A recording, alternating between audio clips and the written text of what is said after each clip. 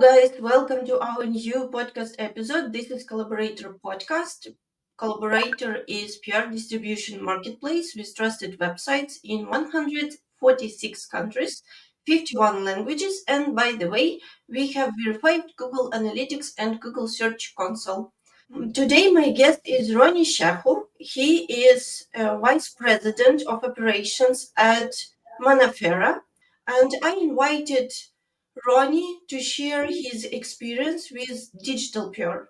Our main goal of this video to get you inspired, first of all, and secondly, based on Ronnie experience, if you don't have any experience with digital PR campaigns, this video will be helpful for you to start it from scratch because Ronnie is an expert in this field and today he is going to share his own case study. Thank you, Ronnie, for coming. Thank you for having me, and it's a pleasure to be here. From the start that it's not a secret that backlinks are still valuable, and for today we have a trouble that everyone is building guest posts, link insertions, and especially in the time of AI, it's not dangerous, but it's difficult to scale guest posts because everyone is building guest posts, so you should also be on this flow. And every time you and your competitors spending a lot of money, so backlinks value are decreasing. And I think that digital PR is the good option because to get a really good digital PR backlink is really hard. And because of it, the value of this backlink is more than from 10 guest posts, right? Probably even more. Yeah, so I would like to highlight that, of course, digital PR is hard manageable and really long-term strategy, but I think it's worth it because you can get really powerful backlinks from the educational websites. So the floor is yours. Please tell us what are you doing and how did you start building digital PR in general? It's exactly as you mentioned, especially now in the age of AI, where there's a lot of hypotheses in the SEO community that AI search answers are really indicated from how many times your brand, in this case university, is mentioned from powerful publications. And you mentioned that it's difficult and probably not that dangerous to continue building guest posts and spammy backlinks. I'd argue that it's also really dangerous. We have a lot of cases of be the spammy update or being a manual penalty for websites that do not give enough value to the quality of the backlinks or mentions they're getting, but pay more attention to the quantity. And it's just a matter of time whether Google is going to manually or automatically penalize your website. Digital PR, on the other hand, is not only about getting backlinks. It's about getting that brand awareness, that university awareness that helps you meet your prospective students at very early stages of their college journey search. Why did we decide to try digital PR with universities and scale that up?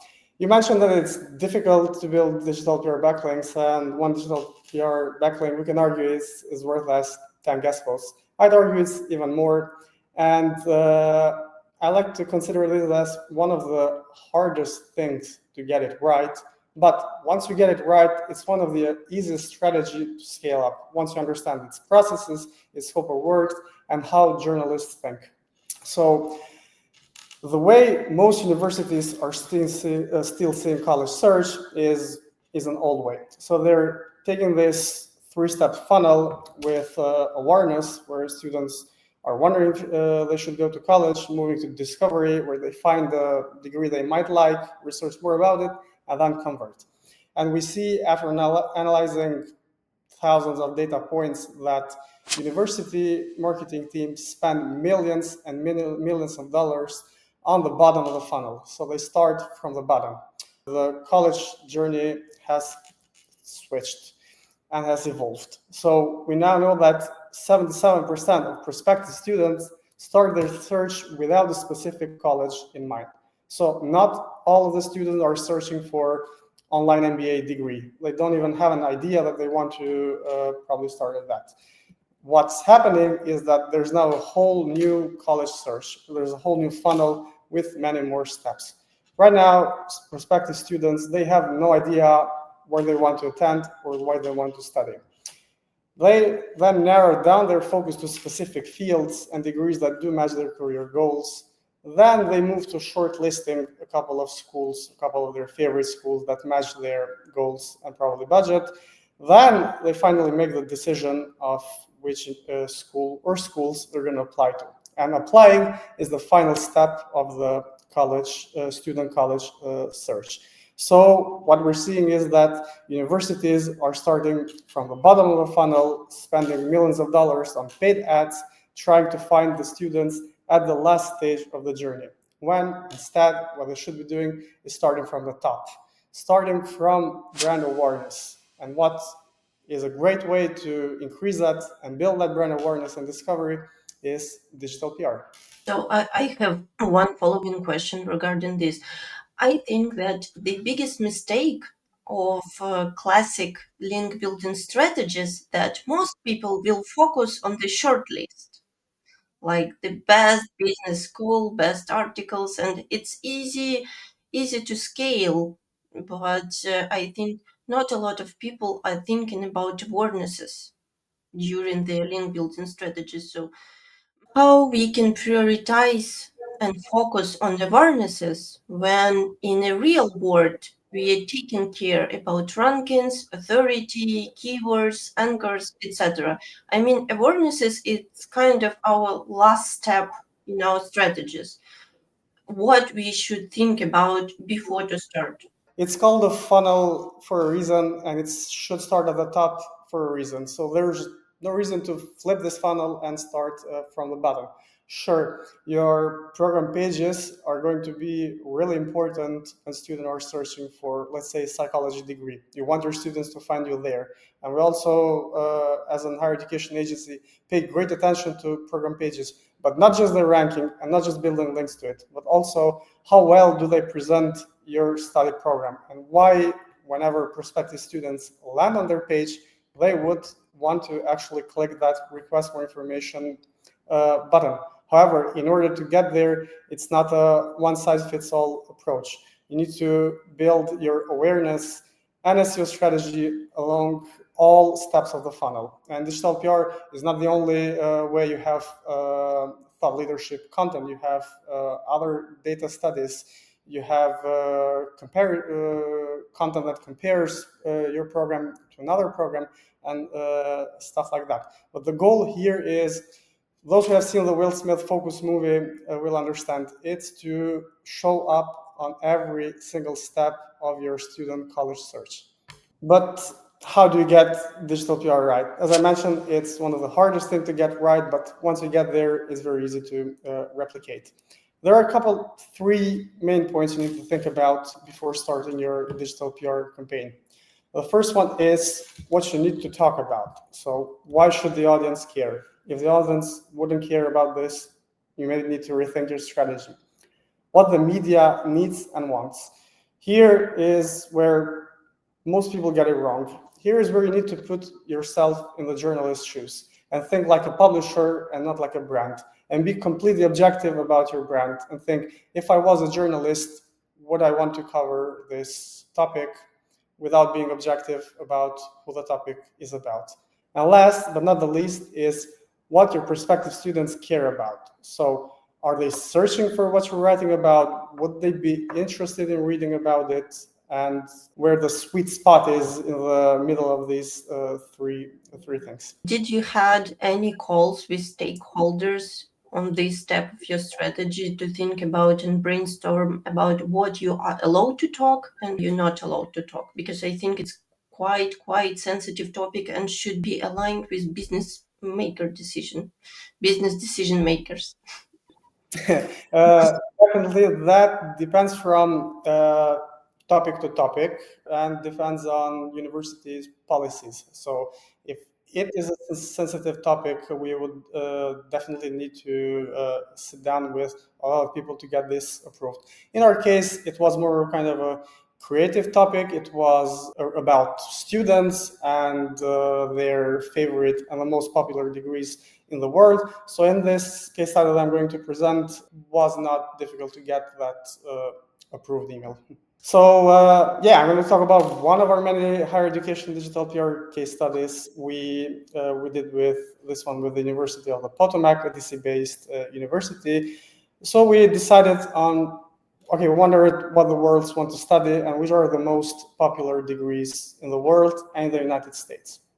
Nothing crazy, just a simple question we asked and noticed that many prospective students are asking about. It took about 3 months, and now this can differ from campaign to campaign, but starting from initial ideas and topic approval up to project reporting, it took roughly 3 months. However, with universities that want to try this in-house, I believe it would take way less time. The full preparation step took about 3 months from scratch, from the ideas to tracking and reporting, right? That's correct. This is also mostly because as an agency, the team who worked with this also had other projects ongoing. So if, let's say, a university would be focusing their full staff on this only, it would take less time. And it got a lot of local, national, and international coverage. This is the great thing about digital PR, because you can funnel it down as much as you want. In our case, we talked about the most popular degrees in the world, then in the United States, and then for each state of the US. So you have most popular degrees in DC, in San Francisco, in New York, and you have endless of possibilities to target journalists. I mean, you can see here a couple of examples, being Yahoo, the French Yahoo, being the Romania Journal, being the Portugal News. Newspapers and journalists from all around the world covered this story instead of just focusing on the US. Good. So just to highlight and understand better, the target is United States, but also you got a plenty of backlinks from another countries just because of the topic, the full topic, because it covered all the world, right? No, it actually the target was all the relevant higher education publishers in all around the world. Because what we did was we found out which were the most popular universities in the world. So we had the possibility to send this to all journalists around the world, but we also found out which are the most popular degrees in the United States, and we narrowed it down to sending personalized emails and findings for each state and each country, which I'm going to share later. So it was a mixed approach. In terms of the team, of course, it took was a core team of 4. So we had one campaign lead who came up with ideation, the strategy, and so on. We also had a data analyst and a copywriter who analyzed the data based on the methodology we provided and came up with findings. We also had a data visualizer who visualized our findings into compelling maps, which got a lot of social share. And we also had an outreach specialist whose main goal was to distribute this story and study to many publishers around the world and US. Few questions. Yes. First, how we can cut the team?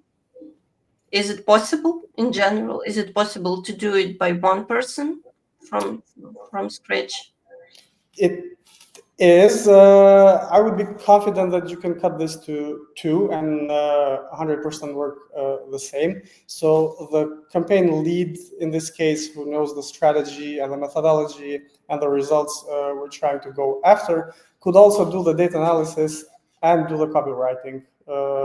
As a campaign lead, and it's mostly falls under the job description of a content marketing, which many universities do have in-house, and doing the strategy and finding the data, analyzing them, and writing the copy is something that, yes, a single person could do. That single person could also take it to data visualization, because I'm also going to share a few free tools as well. There are a lot of free tools that help you just upload your data, and they came up with beautiful visualization, which you can then match to your brand. But you could also use the help of AI to come up with crazy good visualizations. The only thing I'm skeptical about is the outreach phase, which requires at least some solid link building and digital PR knowledge on how to find the right journalist to target. Because if you do not get the journalist prospecting phase right, and you target the wrong journalist, every single thing you did right is going to go for nothing, because if you don't find the right people to share your story, it's never going to get shared. So I confidently say it could be a two-person team job. So moving on to the strategy. In terms of the strategy, we follow a very simple but yet effective four-stage process. It all starts with the ideation, where we come up with potential ideas that could work. I'll elaborate more on this, but I would say that this is a make it or break it phase. If you come up with the right idea, everything else is going to work smoothly. If you do not find the right idea and it doesn't work, you can do the data analysis correctly, the data visualization, find the right journalist. But if your story isn't something to be shared, then that's not just going to work. We then move to the production, where we come up with our findings, data visualization, and send this to the journalist, which is during the promotion stage. Last but not the least is measuring success and KPIs.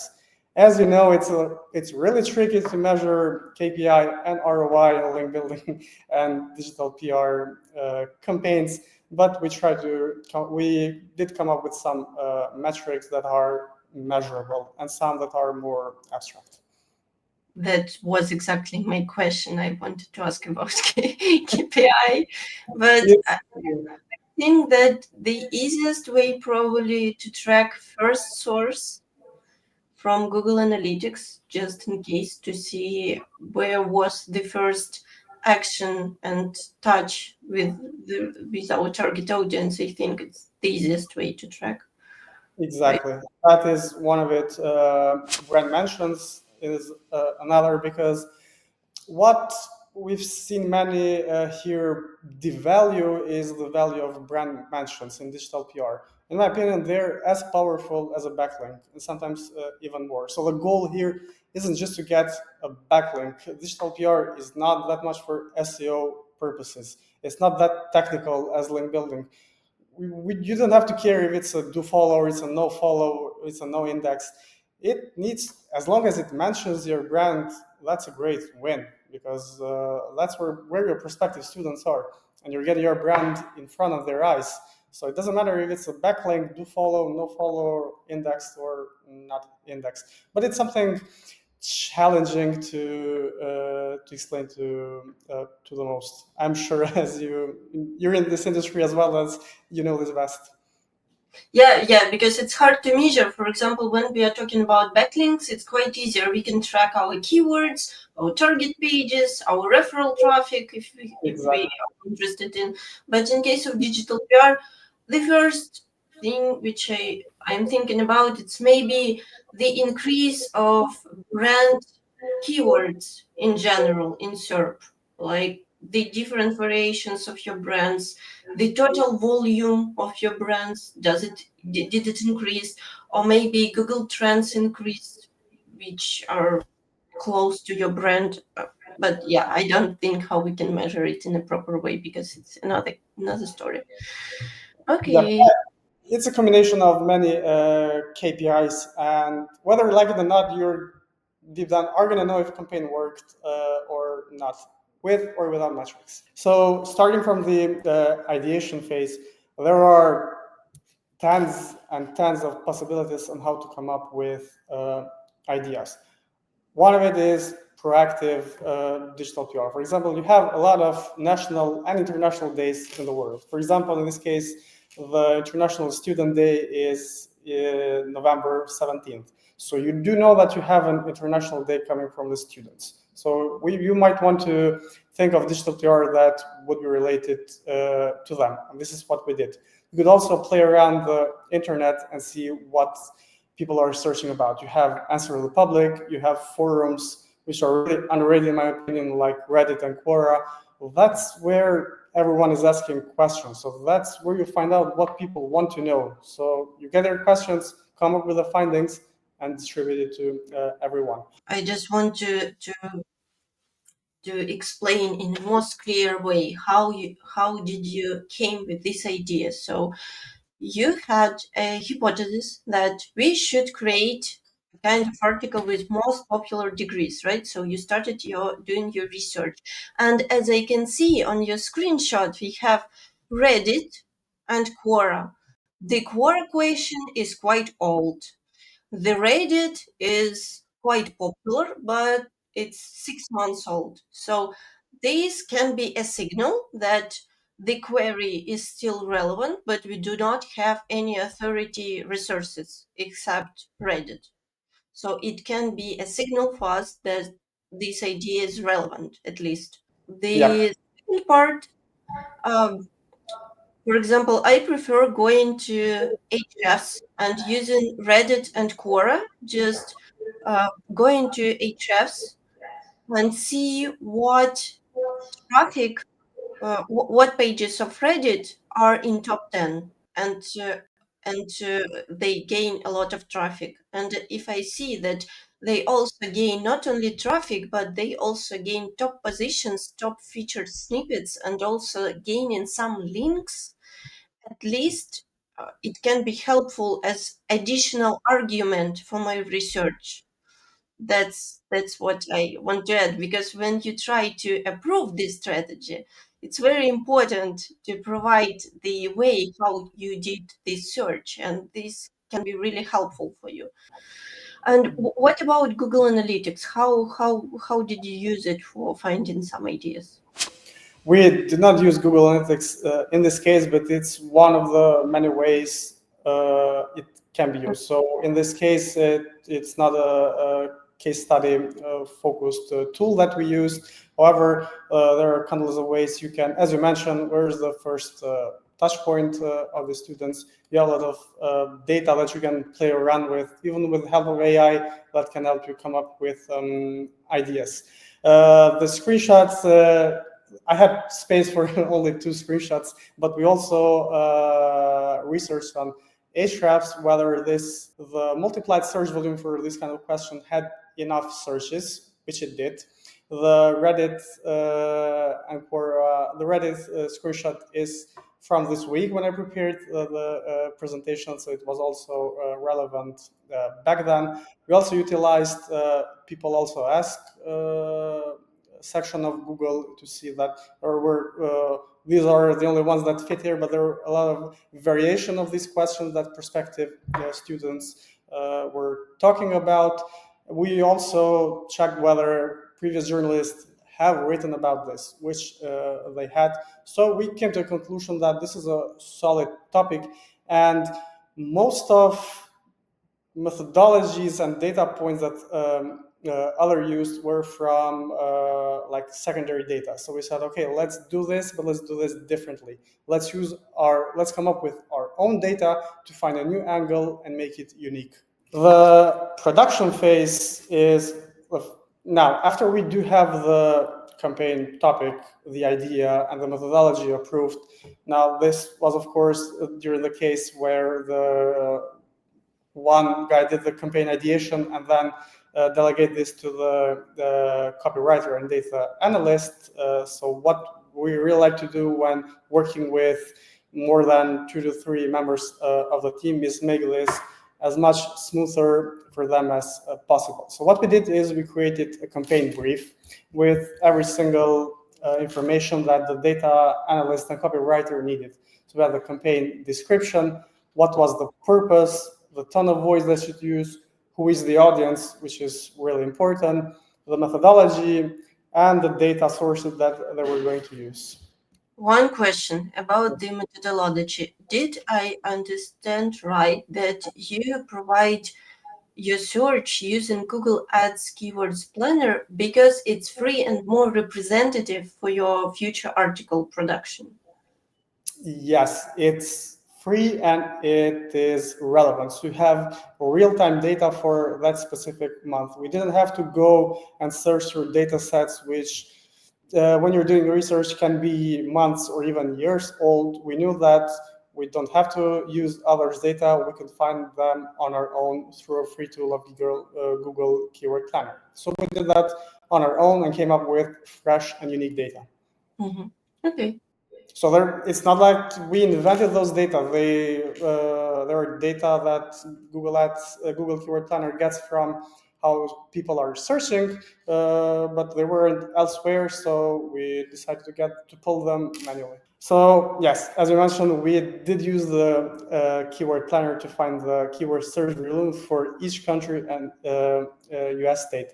Keep in mind that it is a long process because we had to manually search each list of degrees and their keywords for each specific country, which is hundreds, and then for each United State. But we started with international searches at first, so finding out, actually only pulling the data of each degree keyword for each country, and then we analyzed. These are like raw data, and you can just sort them out on top from the most searched degree, which is the first one, to the third one. Of course, we excluded the others and only came up with the top 3 most searched degrees for each country in the world and for each state in the US. What challenges did you face in collecting all these data? Some of the countries did not have enough search volume, so not all of them were able to get into the list. And another issue is that they probably would be searching on their own language, which in this case we only used English-related keywords. So these are 2 of the main challenges that we did face on this. Did you collect only in English language? Or? We only collected in English language keywords. Yeah, because the target is United States. That's because, okay. And also I'd argue that most of the searches, even from other countries, would be made in English, and the keyword data, search data showed this, because even if they would try to find information on their own native language, there's only not enough information. Yes, on other languages instead of English. So I'd argue that the majority, if let's not say all of the searches that people do to get informed about degrees, will be in English. Yeah, for sure. So we also analyzed the more search degrees for each United US state, same methodology, same rankings. We came up with first, second, and third most famous degree for each US state as well. Same methodology as in finding the data for every country in the world. Another tip I could share with anyone who would like to get started is to use AI to analyze your raw data. So all you have to do is powerful LLMs like ChatGPT and Claude. All you have to do is upload your raw data to them, tell them your idea, and they can even come up with interesting angles that you may have not even thought about. So when you have such large data sets and you only do have a specific methodology in mind, you get really focused to it and do not get as much creative with new angles. AI, on the other hand, is purely objective and can come up with great angles. Yes. That's exactly what I wanted to say, because sometimes I'm not sure that it's actual for now, but for example, a few months ago, I uploaded some kind of CSV file to ChatGPT asking to analyze some raw data, and unfortunately, it doesn't work properly, especially when you have a lot of rows and cells in your file. So, just a little spoiler: be careful and check your data. Definitely, yes. I cannot emphasize this enough. AI is as good as it is, but definitely need to double check everything that it's coming up with, because if you do happen to poorly analyze them and come up with wrong findings and then reach out to journalists, you're going to be hurting your credibility a lot. So yes, double check your data. Yeah, but it's cool that we can do it without any special technical skills. That's awesome, because it's so hard to analyze all this data. Yeah, that's It cool. is, yes. And one of my favorite steps of the process has been for so long now, and I believe it still will be, is content and data visualization. Now, even if you come up with great findings and great angles, journalists are not going to go through your Excel spreadsheets. You can forget about that. But Yeah. if you do manage to wrap your findings out into compelling data visualization, and it's very easy for them and the readers to understand, you really increase your chances of getting featured. It can be long form editorial content, it can be videos, calculators. In our case study, it was purely just two maps of world and US state, showcasing the most popular degree in each country and in each US state. I'll share them with you later. And a couple of free tools we recommend is Flourish, Data Wrapper. I'll tell you they're free to use and have a really user-friendly experience. All you have to do is upload your data, pick the kind of data visualization that you want to go after, and like come up with great visualizations. Great. It's easy to go. Are they do these tools are paid, or we can use some kind of freemium? No, they do. I mean, like every tool, they do have the paid versions, but we only use the free versions, and they do more than enough to get started. So they're great.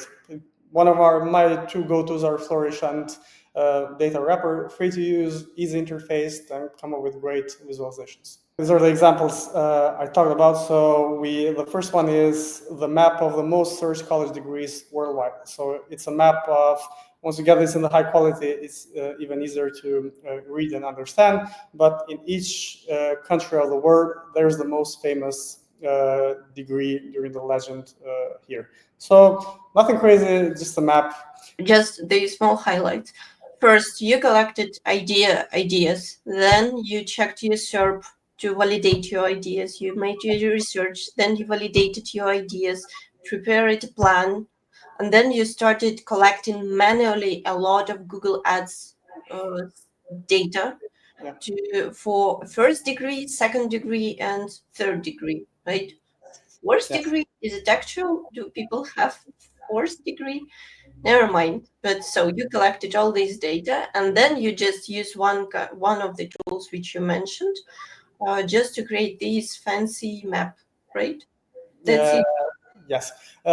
Actually, this map wasn't created manually through our graphic designers. Those tools also have the possibility of building maps, so you could get pretty close to a map like this with those tools. But what we prefer to take this one step further and have like trained data visualizers who work specifically on visualizing data. So this was more of a custom made, but those tools could also get you pretty far.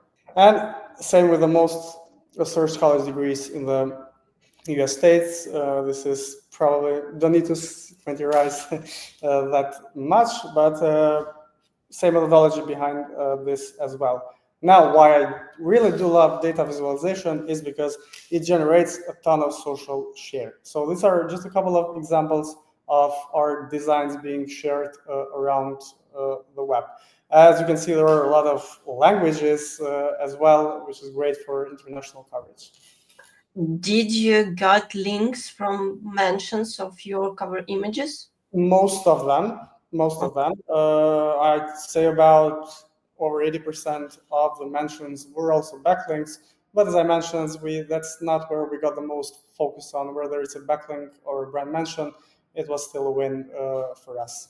And speaking of social share, this is an example where this our map got shared on a Reddit community with map lovers, which has over 5.5 million members. So we didn't actually pitch this, just someone was going through the web, found our map, found it interested, and uploaded this on a Reddit community with over 5 million members. So this is the power of great data visualization, and you don't have to do anything. People love it and share it on their own.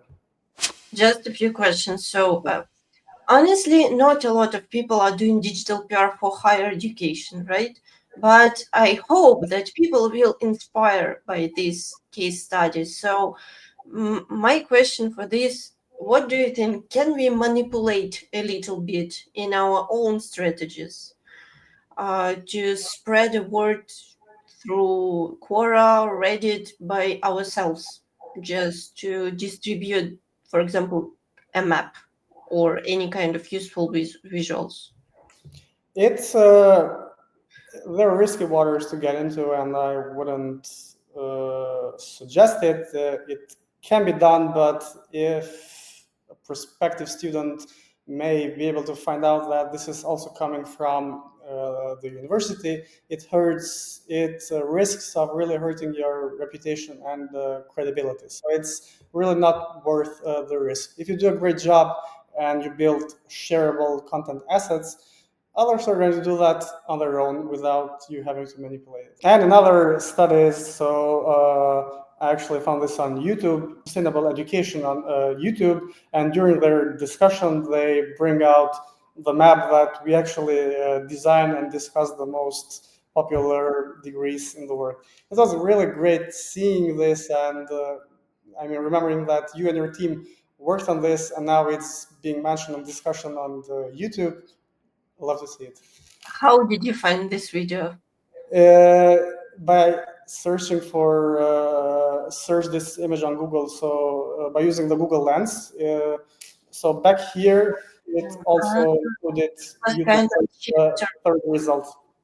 So Google can analyze all the video and you can find it through Google Lens. Apparently, it can. Did that video had any timestamps? Not that I remember. No, Hmm. actually. No, I had to find it by scrolling, going through the scroll bar manually. So I didn't. Yeah, So that's basically Google search through images works even in YouTube. I mean, not only the thumbnail, but yeah, also not on the thumbnail. Yeah, yeah, okay. interesting thing as well.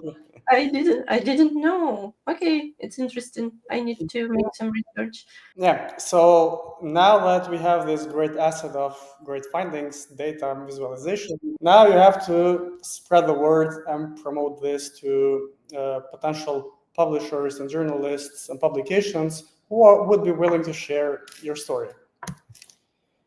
Now, the first step is building a media list. Now, this is really, really where universities need to be careful and everyone working on digital PR, because you need to discover the right journalists and the right people.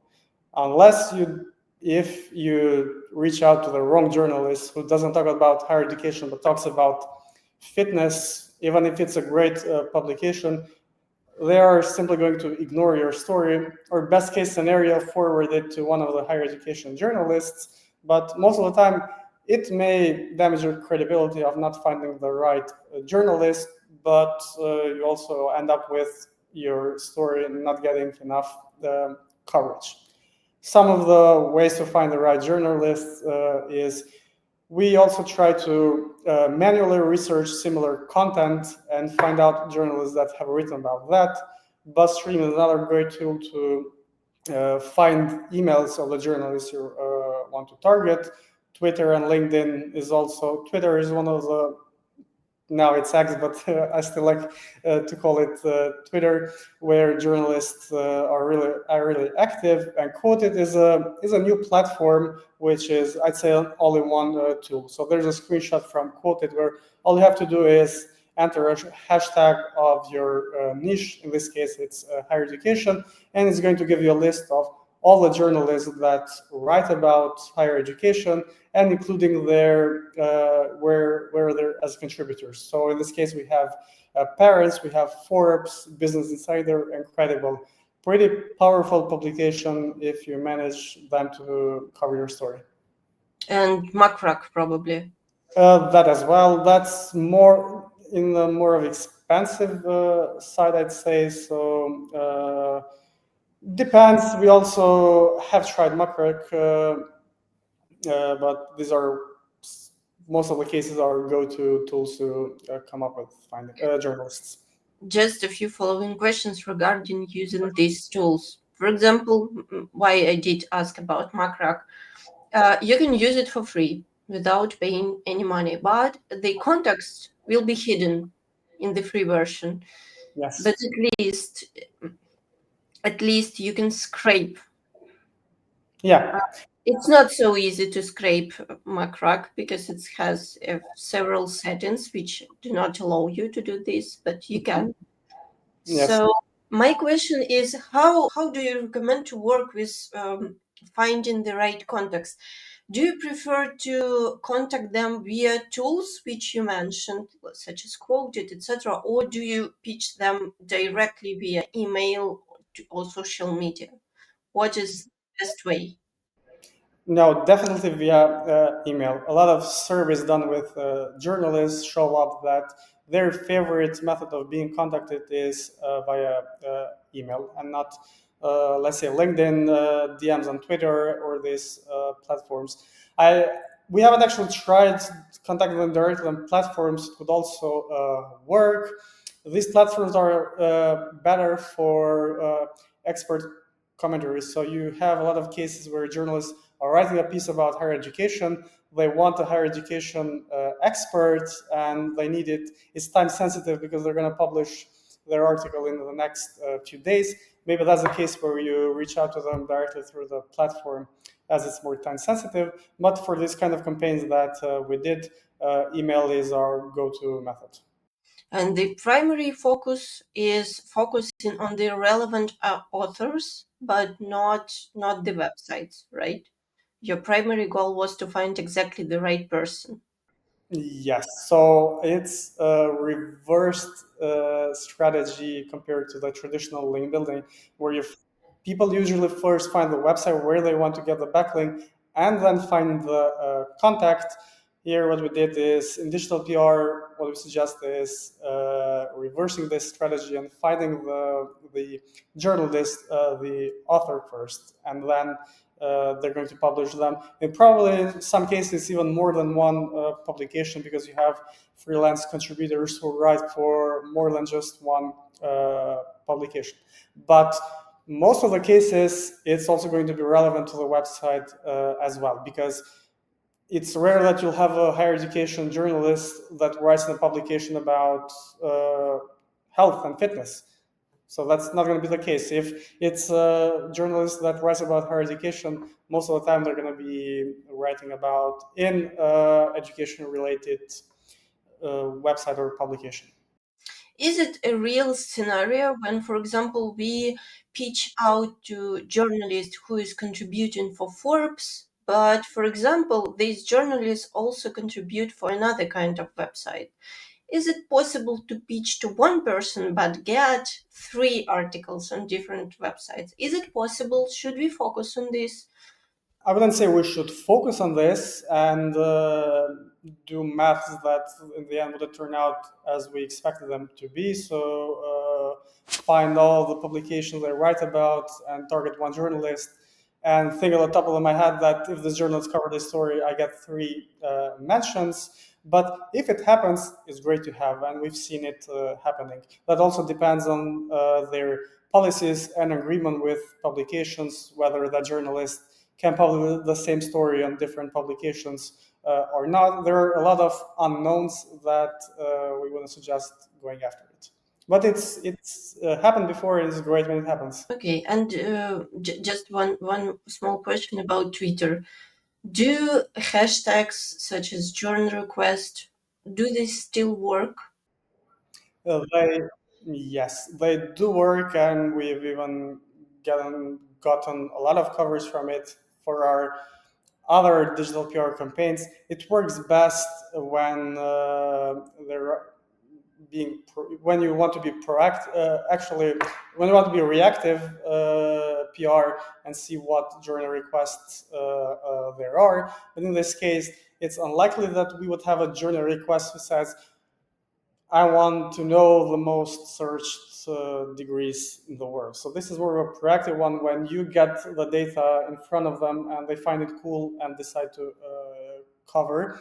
But journal request works great for reactive PR when they are in a tight deadline and want to get an expert commentary on that. So it's one of the great best strategies, but not in this case study. So once you have that list of journalists you're going to target about, it's time you write that outreach email. And I've read a lot of I've seen your podcasts and read your post on how really, really bad outreach emails are today. And Yes. yeah, The biggest issue, especially for non-native speakers for today, that everyone is talking about bad outreach pitches, yes, but not no one, a few people really try to explain, but this is a huge problem because, for example, I just found a nice idioma or nice phrase. For yeah, example, I like word ninja. I think it's really cool to if think that Roni is really digital PR ninja, I can say it. But on LinkedIn, it seems like not cool. So this is a big difference when you're not native speaker. It's really harder to write a great pitch, especially to journalists. And exactly. uh, Yeah, he will not help you. It's exactly, and even something that many people don't consider is the cultural aspects of journalisms and industries as well. For example, digital PR ninja would sound great in the SaaS community. Yes, but if you say you're a digital PR ninja to a university CMO, you're gonna make a mess out of yourself, or even a journalist who writes about higher education. So you really need to know the industry and their cultural aspects of who you're talking to. So that's something I've seen a lot of people forget to even think about it. I see that the subject line is really clear. I think it's also worth to add the latest MacRack report from the last year. They share every year very useful report when they did some kind of journalist survey, and they ask a lot of questions like what social media do you prefer, what time of the day do you prefer. I highly recommend you to read this report. But just in case, what we have behind the scene, we have a journalist who receives about 50 pitches per day at least. it he doesn't have enough time to read all your pitches. So the subject line, the most important part, it, especially if you are talking to journalists, it should be clear but not so not so bright. I mean, without any stylistic words about emojis, probably something like that. No, So yeah. I see that the body, what we can see. Yeah. So one of suggestion is to also use a buzzword in the subject line. So in this case, we have revealed and then what the world wants to study. Pretty simple yet really effective. Then what we do have in the body is okay. So this was a general outreach email which we sent to all the journalists talking about higher education. So you don't have much personalization there except for the name. We then move to do a really tight insurance summary. They don't need a really, really long email. Just tell them what you did. In this case, we said, we traveled to the Google search volume for 181 study degrees worldwide and create a map that shows the most search degrees in each country. That's in bold. That's what we did. So pretty simple. We do send them the URL of the study, which once if they decide to cover and link back to it, they're gonna know where to find it. We do a main point of interest in bullets, no more than 3 to 4 bullet points. That's more than enough for them. So in this case, we went general and said nursing is the most popular degree in the world, followed by business administration and law degree. So this is worldwide. And then we add a call to action and a signature, which is really important because they want to know who they're getting emails from. Did you use domain email, right? We used our emails. our agency emails, but not our main domain emails. So instead of manaferra.com, we use manaferra.org or something similar and redirect them to the main domain, which, as you know, it says not to hurt domain credibility by sending a lot of emails from your main domain. It's one of the standard email infrastructure in link building tips. Okay, good. Great example. Just take a screenshot and do your job. That's all. But Thank you for this example. where it gets better is when we did international outreach emails. So now in the subject line, it's not anymore what the world wants to study. In this case, we're reaching out to a Canadian journalist. So in the subject line, we said Canada's favorite college degree is psychology. So it's hyper personalized. It's for them only, and then it follows pretty much the same structure. Another even more hyper personalization is when we went local. So now it's Louisiana's favorite college degree is criminal justice. Now you're targeting journalists from Louisiana. And imagine the possibilities. You can target journalists from each US state and then each country in the world, which takes it to hundreds of countries and US states. Multiply that by a lot of journalists, and you get the possible study pool you can go after. Where is the sentence I just came across your blog? Where, And I found it really valuable. No, we don't yeah. do that. So just to highlight that you started your email just from the deal. We did something like this, and that's all. We skip all these fancy introduction parts that a lot of people recommends us in Google. So especially when we're talking with journalists, and in case of digital PR for education, it's highly important to be very strictly polite and natural tone style, right? Yeah, I couldn't sell it better. Okay, remember. Good. Thank you for examples. It's really I think it will be very interesting to follow. Yep.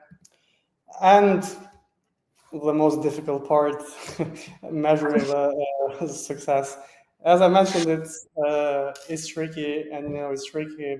You first need to do is keep track of the coverage. So just a simple spreadsheet of you can even add any more data points, but some of the main things you need to add is the URL that talked about your research. Is it a live link or a brand mention? As I said, we don't defer them too much. They're both a great win, but you can aim for a healthy mix between backlinks and brand mentions, which are still really, really great. DRM traffic, I still call them vanity metrics because they can very easily be manipulated. So you can even exclude them and they wouldn't do any harm. But the reason that you need to keep track is because not all the journalists that cover your story reply to you and say, thanks, here's the story I wrote about, it's live. Most of the time we've seen that they don't. They're hectic and too busy, and they come up with a story, publish it, and move on to their next piece. So you may even get a lot of coverage that you had no idea that they did cover because they didn't reply to your email. So what people need to do here is go manually by searching the web. You can kind of do specific queries like most famous degree in the world and your brand in parentheses. Check on Ahrefs for backlinks and so on, because not all the time they do let you know that they've covered it. I think that you can also set up Google Alerts. Alerts, yes, I forgot that. Yeah. Because I agree that sometimes journalists, even if they liked your story, they simply do not reply. They just use this Yeah, material. It's yeah. totally fine. It's totally fine. You can just, I don't know, you can just write a follow up that, hey, I saw that you used this information. Highly appreciated. Thank you very much. But That's yeah, that's also a great point that you raised, because remember that you need to build a couple of some kind of relation with the journalists, because if we have decided to scale this and if universities want to scale this, you're gonna send maybe multiple stories to the same journalists over the time. And once they find your first stories really valuable and share them, and they love your communication, it gets easier for them to cover your other stories, because like it or not, it's going to be on their subconscious where they get that email and that sender that, oh, I know them, I covered a lot of their stories from the past, this is probably something to be looked at, instead of just moving this into their archive, which they may or may not ever go back. So when you got the contact with the new journalist, do you use this the same email thread to follow for another pitch, for example, or not? No, no, because for example, you had the subject line with the most famous degree, and you're probably pitching something else. So we do build a whole campaign from scratch and do some another email. I know that you can find some workarounds to change the subject line, even the same email thread, but we don't follow that approach and simply send a whole new unique email thread about that new unique study. Do you use any kind of additional tools to track your backlinks? Because maybe sometime journalists are deleting your articles. I don't know why, but sometimes it's happened. How do you take care on it? Do you use tools to track backlinks? Did you ask? Yeah, I just mean for your client for reporting that as you present for now a spreadsheet, do you use any additional tools to track the your backlinks in general? Yeah, mostly Ahrefs. Ahrefs has a more powerful crawler, so it tends to show the live backlinks a little sooner than the other tools. So when it comes to link building, that is our go-to tool. Okay, I also have some questions. Whew, so you published your article, and then you started distributed. But I wanted to ask you, I heard on some kind of link building stream from high relevant expert in this field, and he said that when they did some kind of researches, as you show here, they also set up a PPC campaign for this article. And he did it because when journalists start looking for some kind of information in Google, first he will see a PPC campaign in the top of of results.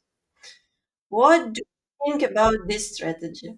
I'm familiar. I believe he calls it lazy link building, which I love the strategy.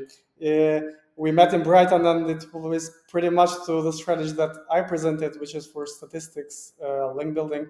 We do tend to follow the same approach. Instead of running PPC ads to get that visibility, we follow another approach with building a couple of manual outlinks through outreach to get this in top organic positions, and from then extract organic backlinks. But building PPC to get those initial backlinks is also a great method. I'm aware of this strategy, and I also love it. Yeah, I just want to find some people who tried this strategy, but I think we should try also. Okay. I didn't try that with Google Ads. Probably something I'm willing to play around in the near future and see how it works. We've seen it work great while getting organic backlinks once in the top position, but it's working great for him. So I think that's another great strategy as well. So you could, yeah, we could do the same. Like once this is published. Do a PPC campaign to this landing page, make it ongoing, and whenever a journalist wants to write about most famous degrees, they find this and link back to it. Another benefit of it is that the PPC cost is going to be really low, because these are not like super competitive keywords and don't have a high cost per link. They do have really low cost per link. So with a uh, I'd say pretty solid, not so generous budget. You could get a lot of backlinks. But depends on the story. I don't know whether journalists actively are writing about the most searched college degrees in the world. I'm talking about this specific campaign, of course.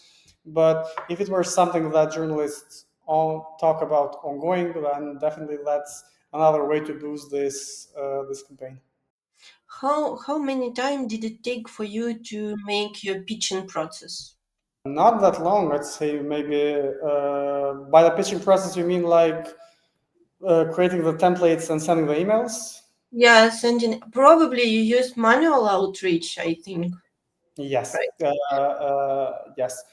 We have a army of outreach specialists, so that was not the problem. We could cover everything in a matter of days, but the more narrowed down you are on your team resources, the longer it's going to take. And another thing is setting up multiple domains because it's not advisable to send more than 30 emails per day from one email. So you have to come up, set up multiple emails on multiple domains, which would increase your the campaign budget in this case. But as an agency, this was the least of our concerns because we knew that once we get this live and these findings ready, distributing it would be the easiest part. I also wondering how many follow-ups did you use? No more than three. And you mentioned Macrack's surveys. It's also acceptable for journalists to accept up to 2 to 3 follow-ups. More than that is a push, but I say that's the sweet spot. So there are a lot of cases where you get the coverage from the second follow-up when they reply. When they don't reply, it's hard to know whether which email sequence worked for you to get the coverage. Was it the initial mail or was it the last follow up or something in between them? But it does no harm to send up to 2 or 3 follow ups just to get it back at the top of their inbox because, as I mentioned, they're hectic, busy, covering multiple stories, and sometimes a quick reminder might do the trick. From your experience, what is the average time of response from journalists from the first letter? They do tend to reply pretty quickly if they're going to go after the story. I'd say 1 to 3 business days, most of the cases, they do reply on. And they work on tight deadlines and are really strict on their procedures. So most of the time, from getting that initial email to getting the story live, it could sometimes happen within the day. And from your perspective, what is the best day and time to send an email? I would just be assuming. I remember reading a Macrexy report on this, but I don't recall the best day. I know that our archery specialists who worked on this had those data and utilized them, but I don't have it at the top of my head. Maybe you Uh, know it better. okay, but not Friday for sure. Not Friday. No, definitely Okay. not. We can we can agree on that. Yeah, we need to highlight this later. Okay, thank Yes. you. So you track only DR, the traffic, the type of the backlink, and just in case to highlight, brand mentions are also fine in case of digital PR. It's totally fine. You can ask, for example, in some time with a For gentle pitch like, please, could you please mention us if it's possible? Thank yeah. you, but don't focus on this. Yeah, Okay, good. there are cases where they do mention your brand, and you can send like a follow up email and thanks for mentioning our brand. Could you also get a backlink? Sometimes it works, sometimes it's not. It does no harm asking for it, but again, I can't emphasize it's not brand mentions are amazing as well, especially now that AI chatbots tend to rely on them to come up with AI answers. Just to brainstorm, what recommendations can you give us for testing your templates? I mean, we have subject line, we have the body of email, we have time, schedule, the tone of voice. So we have at least 5 parameters which we can test. Did you provide any kind of structure or A/B test of your email campaigns, how you work with it, and how fast should we react on your email strategy? We did not use an A/B testing for this campaign because it was, I'd say, pretty similar to our previous campaigns, and we noticed that this email structure is working perfectly. So why fix it if it's not broken? So this was a one-shot email template, of course, personalized for countries and U.S. states and general outreach. But we didn't do any A/B testing on this campaign because, from our experience, that structure, as clear and as straightforward as possible, always works best. So in these cases, you should be very laconic and short. Just just provide your idea in a nutshell. No Okay, plan. No yes, plan. good. I like it. Thank you. Uh, Yeah, and what's been happening so far is that most key digital PR KPIs were the media coverage, the how many backlinks we acquired, brand awareness, keyword rankings. But now there's a new player in the game, which is AI search visibility. As I mentioned at the beginning of this discussion, there's a lot of discussion in the SEO community that LLMs tend to rely on brand mentions around the web when they decide which source they want to use. It's still a hypothesis. People are doing a couple of limited data studies on it. We're trying to do the same on seeing the impact of digital PR on AI search visibility, but my intuition is that it helps. And we can go back to that later, but yeah. I agree that brand mentions really affect to your AI visibility, and especially for some kind of internal search in LLMs. But also, I think it's also important to be presented on the related searches, which are close to your brand. So, for example, yeah, if we are talking about university, we should also cover the related entities of universities.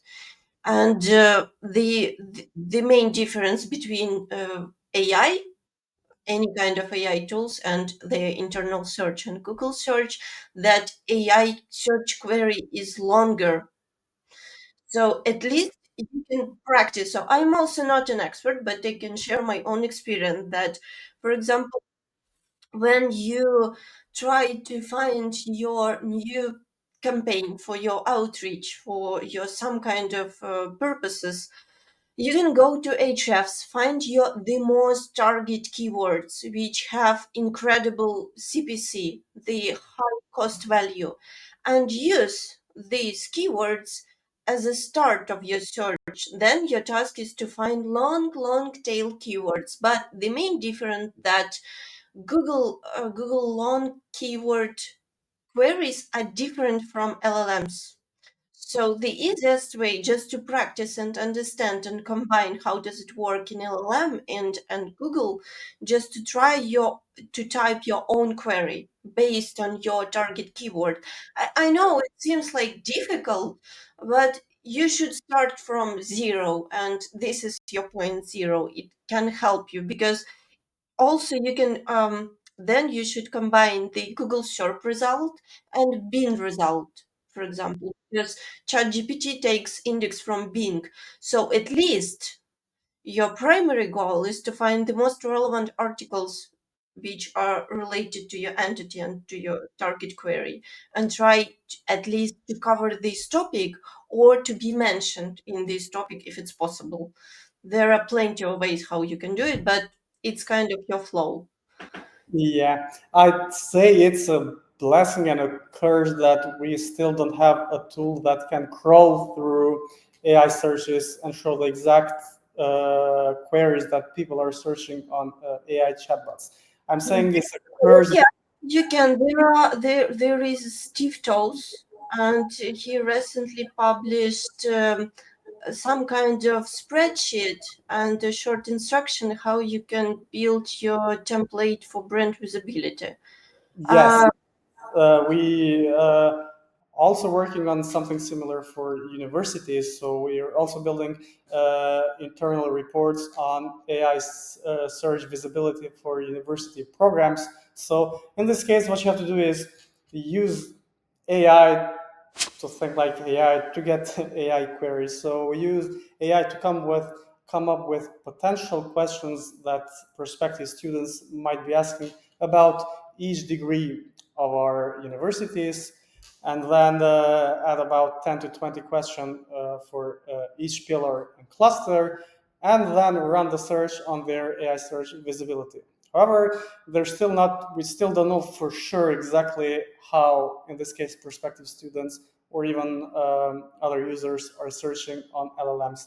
And it's a blessing because, on the other hand, it's a blessing because if people had that, the manipulation would be out of this world. And trying to go back to the 2010s when it was keyword stuffing, then we would have like LLM queries stuffing, trying to over optimize their article for LLMs, which again takes us to takes Dark us times of 2012.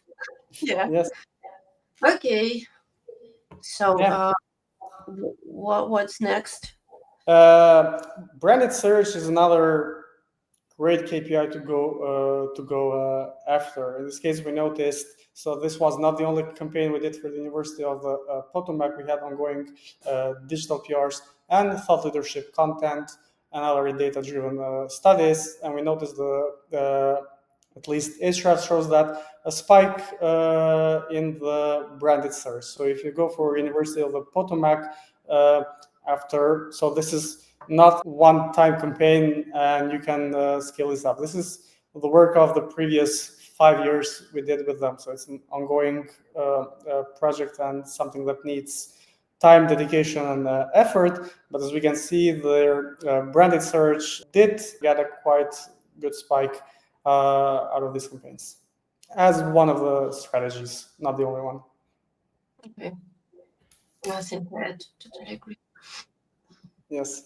And AI search visibility now, it's, as I said, it's still a hypothesis and it's really hard to give a direct credits to the digital PR pieces that because of them now the University of Potomac is showing up on the AI search results. But we, as I said, tested this and for a lot of queries, we get University of Potomac gets recommended on AI answers. And these are not just any queries, so these are transactional and commercial one. For example, you have MBA degree in Washington, D.C., best MBA programs in Washington, D.C. These are at the bottom of the funnel prospective students are looking to convert. It highlighted the University of Potomac, so this was not a query about the topic of the digital PR that we did write about. As I said, it's hard to give direct credit. It's one of the many strategies that we're using to build this university's AI search present. But I'd say it is a great portion of impact that brand mentions can have on AI answers. And again, back to one of the easiest KPIs to measure, which is your coverage. So one thing that we loved about is that it was covered about publications from all around the world in different languages, which is also really great for universities that are trying to attract international students. So let's not forget about that. So the biggest advantage of this case study that you find exactly the right approach of the topic. It seems for now, when we are talking about it, it seems so easy. Just collect the huge data, collect, represent it, visualize it, and then just distribute. Seems like very easy, but I think it's not. Once you get that experience and set up procedures and have a really trained team without without wanting to sound like arrogant, but it gets really easy once you know how to do it. But you're gonna spend a couple of weeks and months of anger and disappointment until you get it right. But even when you get that experience and trained team, we've been doing digital PR for years now, and some campaigns still they do fail. So there's not a magic formula that you can get throughout your expertise and the time you spend working on it. Sometimes it's just not going to work. You go back at it, iterate it, learn from your findings, and try again. How has AI search changed the way of your PR campaigns from that case? It hasn't changed the way we approach our campaigns. It has changed maybe some of our strategies. So we're now also focusing on not necessarily building landing pages and sending it to the journalists, but just doing our findings, wrapping them up in an email and sending that email over. And what if they do decide to cover our story, they will just link back to the homepage or at least mention the brand. This helps because they're way easier to scale up. So you can do that in 1 day or maybe 2 days instead of 3 months. And if that doesn't work, you can just jump to the other one and quickly do another one and another one. And in 3 months, you can have like 10 to 15 campaigns instead focusing on one. And if that fails, you just lost 3 months.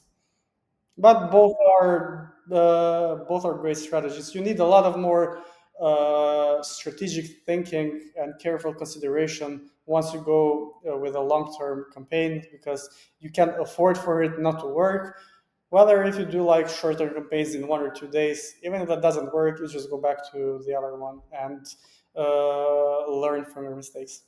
Are you still receiving links for that page? Yeah, so not only this page, we one of our goals at Manaferra and the content team is to create linkable content. So it's not just digital PR, it's not just surveys.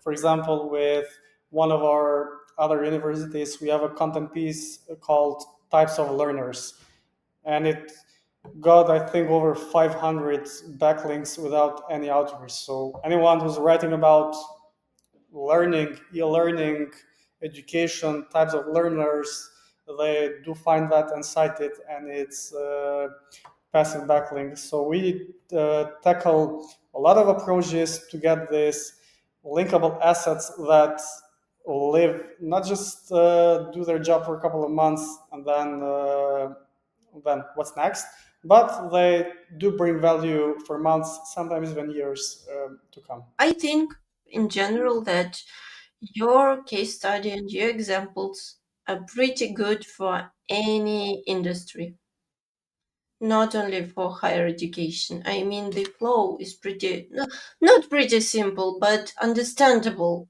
and can be used for SaaS, for example, even for gambling.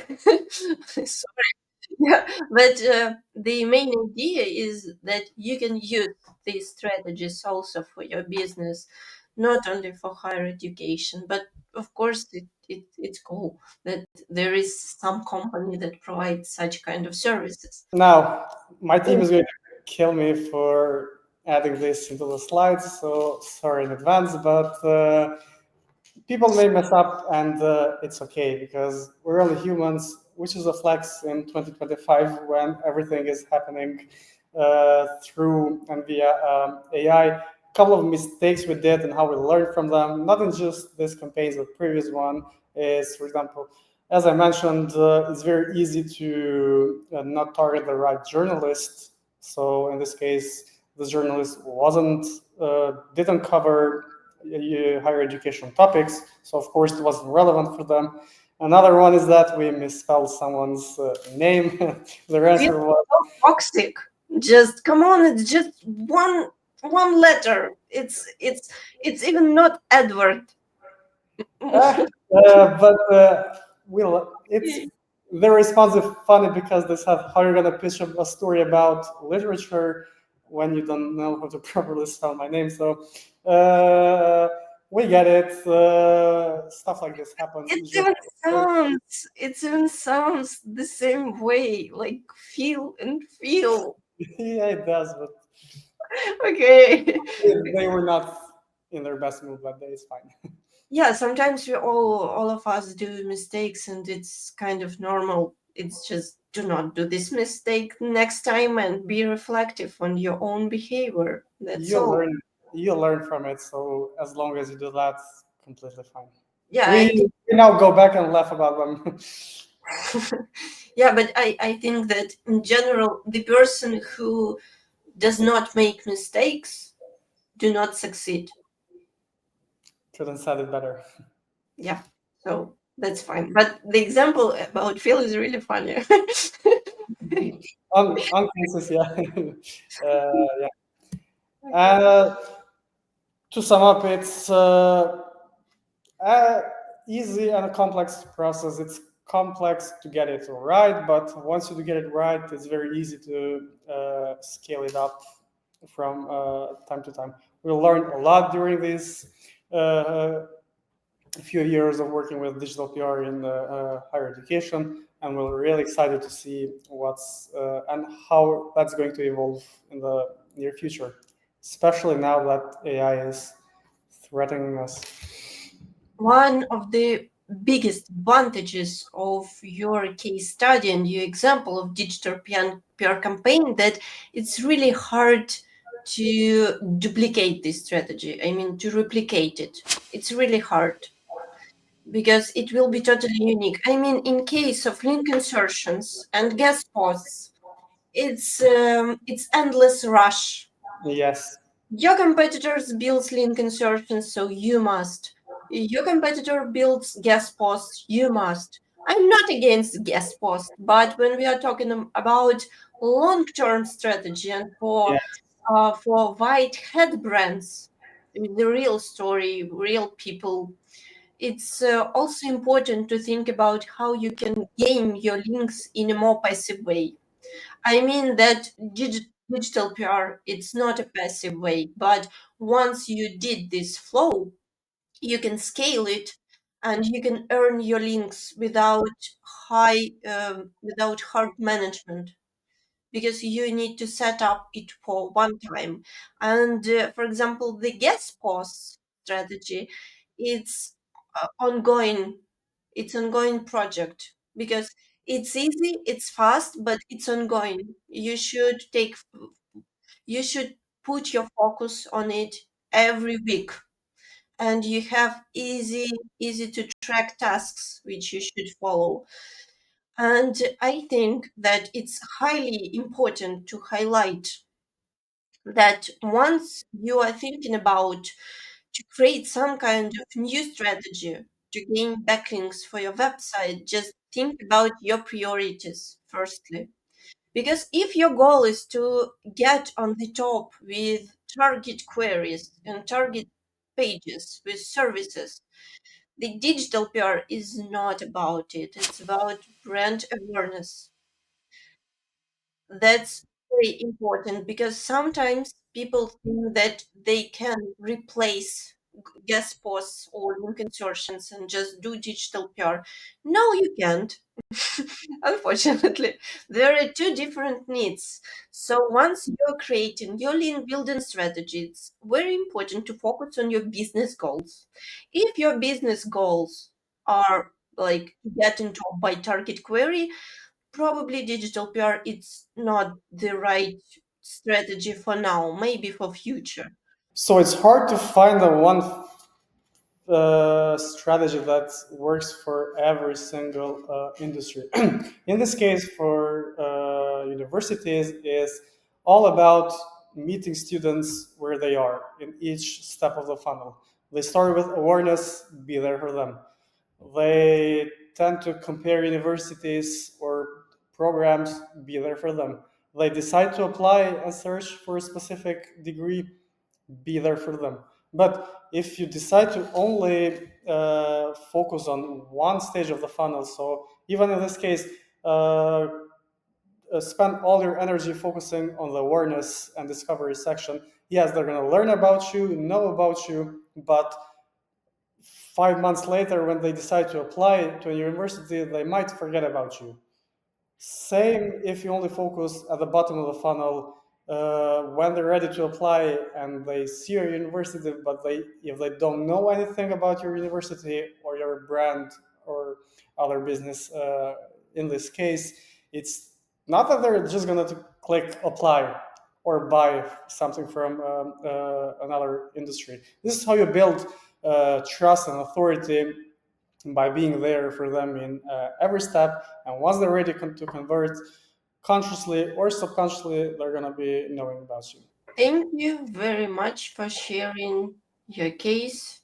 Of Thank you course. for providing outreach examples. I think it's one of the most important part, and it was very structured, very detailed, and I hope that you guys are also really inspired as me. And I would ask you to put a like, subscribe, and comment if you have any questions to Roni. Roni did an awesome checklist which you can use for set up your digital PR campaign from scratch.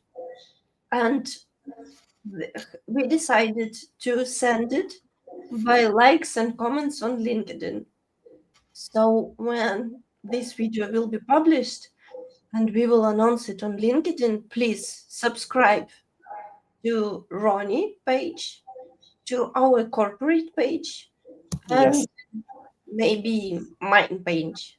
Never mind. And someone, probably me, will send you this checklist. Also, we will publish it on our website, and you can also grab it by providing your email. Pretty easy. Take care, and thank you. Thank you, Alexandra. Really, really enjoyed this conversation. It was a real pleasure being here, share our insights about digital PR for higher education. Hope that people who are going to see this are going to learn something about it and have that courage to try it out for themselves.